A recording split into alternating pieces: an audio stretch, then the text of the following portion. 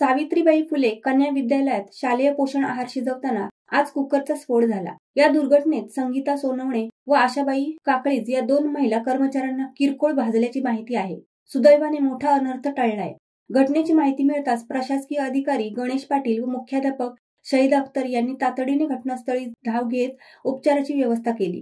गेल्या अनेक वर्षापासून शिजवणाऱ्या महिलांनी विमा संरक्षण वेतनवाढ व सुरक्षित साहित्य यासाठी लढा दिला आहे। मात्र आजच्या घटनेमुळे त्यांच्या सुरक्षेचा प्रश्न पुन्हा ऐरणीवर आला आहे। आम्हाला जुने आणि धोकादायक साहित्य दिलं जात आहे। शासनाने आता तरी जागं व्हावं अशी महिलांची संतप्त प्रतिक्रिया आहे। शासनाकडून शाळांमध्ये वापरल्या जाणाऱ्या साहित्याची तपासणी करून नवीन व सुरक्षित साधने तातडीने उपलब्ध करावीत अशी जोरदार मागणी करण्यात येत आहे। शिवसत्ता टाइम्ससाठी अनिल धामणे, नांदगाव। धडक बेधडक वृत्त देणाऱ्या आपल्या शिवसत्ता टाइम्स न्यूज चॅनलला लाल बटन दाबून सबस्क्राईब करा आणि बेल आयकॉनला क्लिक करायला विसरू नका।